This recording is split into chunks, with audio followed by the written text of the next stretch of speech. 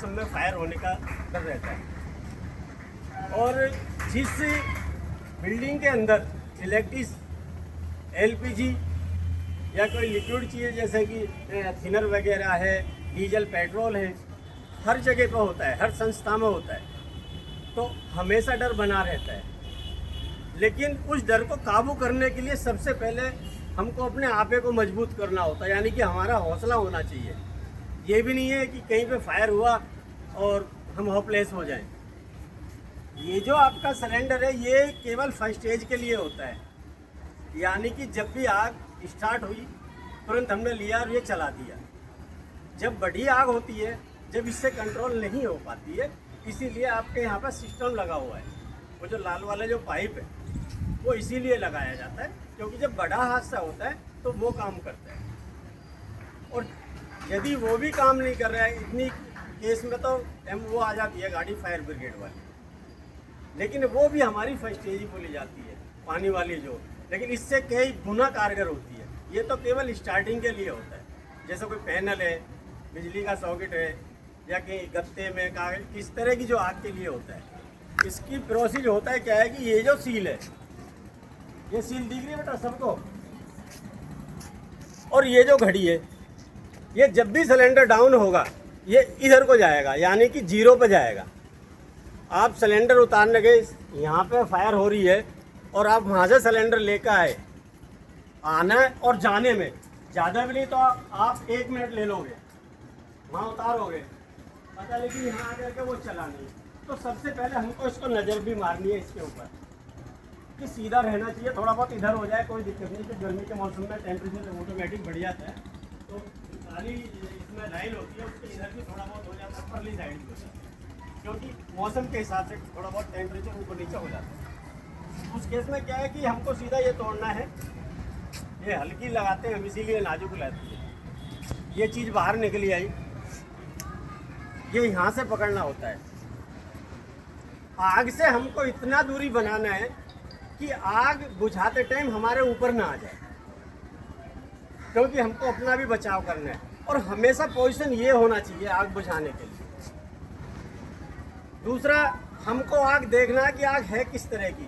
कहीं खुले में कागज में आग लग रही है और आप एकदम गए और सीधा एकदम चला दिया तेज, तो क्या होगा कि और एकदम भाग जाएगा, क्योंकि इसका प्रेशर प्लस पाउडर इतना हैवी हो जाएगा, जिस जगह पर आग लग रही है उसको एकदम उड़ा देगा। तो हमको उस केस में क्या करना है कि पहले आराम से चलाना है ऊपर से, और तब फिर तेज चलाना है, ताकि उसके पास वो पाउडर पहुंच जाए। तो होता क्या है कि आग के लिए ऑक्सीजन काट दो, आग तुरंत बंद हो जाए। कभी भी एलपीजी सिलेंडर में आग लग रही है और आपका सिलेंडर, ये फायर का सिलेंडर नहीं है, आपको कुछ नहीं करना। एक बेड शीट लीजिए कॉटन की, उसको अच्छी तरह से भिगो करके, डबल करके भिगो के, और सिलेंडर पर इस तरह से उल्टी मार दो, यानी कि सिलेंडर पर पूरे पे चिपक जानी चाहिए, और एकदम छोड़ दो, ऑटोमेटिक आग बुझ जाए। क्योंकि गीले कपड़े से क्या है कि हमारे जो ऑक्सीजन है वो कट गई, केवल गैस निकलती नजर आएगी, आग बुझ जाएगी यदि घर में ये चीज़ नहीं है तो। और दूसरा, यदि सिलेंडर भरा हुआ है, होपलेस होने की जरूरत नहीं है, सिलेंडर नहीं फटेगा। आराम से उसको उठाओ, कहीं भी चौक में ले जा करके उसकी आग को हम बुझा सकते हैं। जितना उसमें पानी डालोगे, पानी से आग कभी भी नहीं बुझेगी। उसको नाली में गिर दो, आग नहीं बुझेगी जब तक उसकी ऑक्सीजन को हम नहीं काटेंगे, तब तक आग नहीं बुझेगी। दूसरी बात, मैंने वो चीज़ पहले भी बोला था कि हमारा भी हौसला जरूरी है। तीसरी बात ये है कि आप यहाँ पे आते हैं, अगर कहीं भी फायर होती है उस चीज़ को नज़रअंदाज ना करें।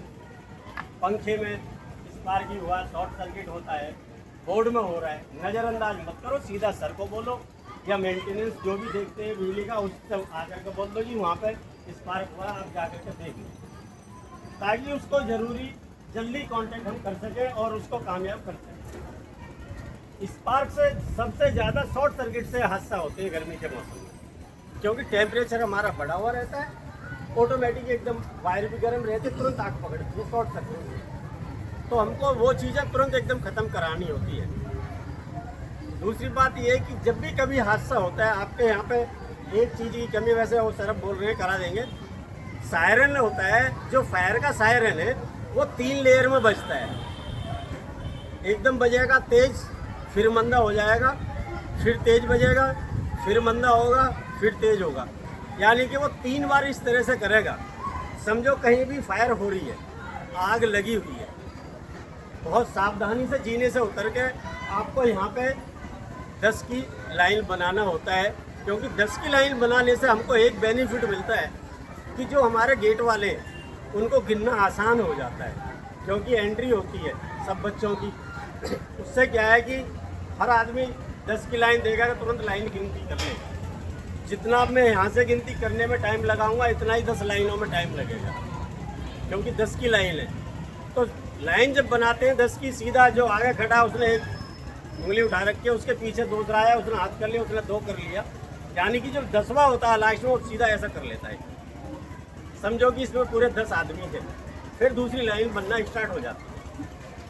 तो इस तरह से हमारा ये जो आग का जो प्रक्रिया ये होती है, उससे क्या है कि एंट्री भी हो जाती है। जो आदमी अंदर बचा हुआ है, सपोज कह रहा कोई बच्चा ही है, किसी रूम में आग लगी, सब भागे, वो किसी तरह से गिर गया, किसी चीज़ में एड़च के गिर जाता, बेहोश भी बच्चा हो जाता है कोई, तो उस केस में क्या होता है कि जब हमने गिनती करा हमारा एक बच्चा कम निकला, उसी रूम में जाएगा भाग करके और वहाँ से उस बच्चे को ले आएगा।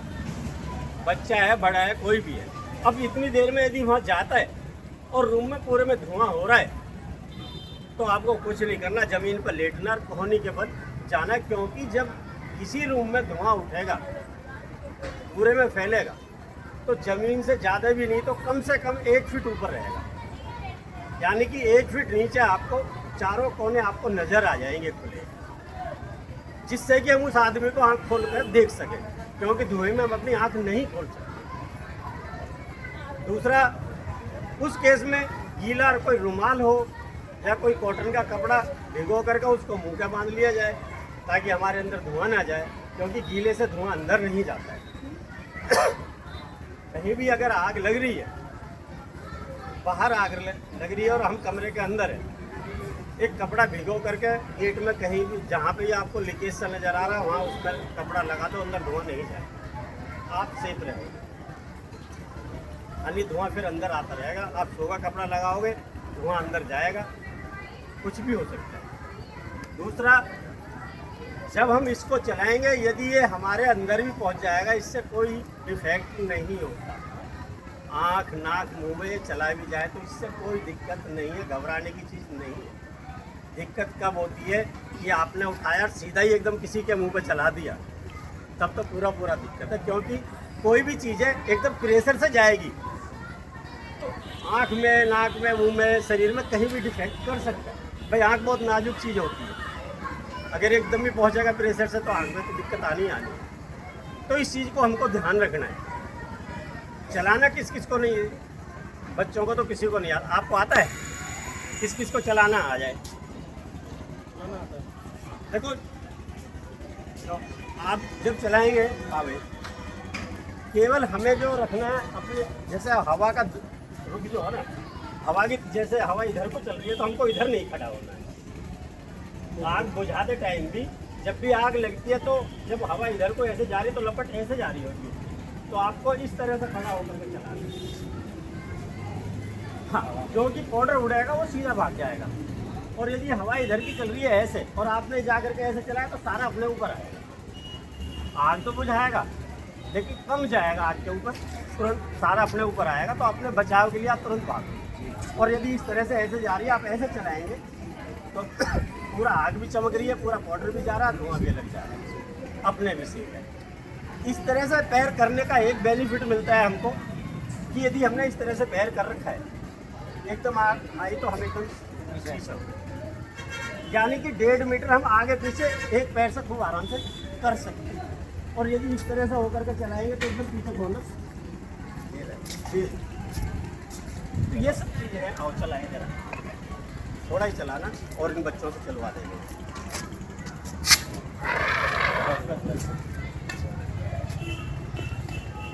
और बेटा देखो चला करके, थोड़ा थोड़ा ही चलाना।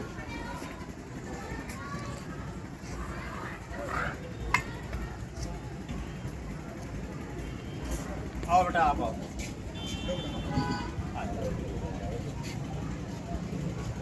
नीचे चलाओ, नीचे नीचे नीचे के पास में।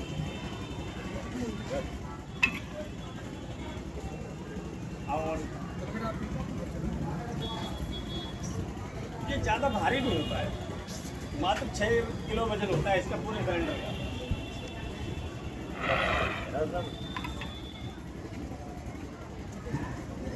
और बेटा और किसी को चला करके देखना, आ जाओ देखना बेटा। देखो चलाने से क्या होगा कि जो हमारा दिल की जो डर है ना वो हमारा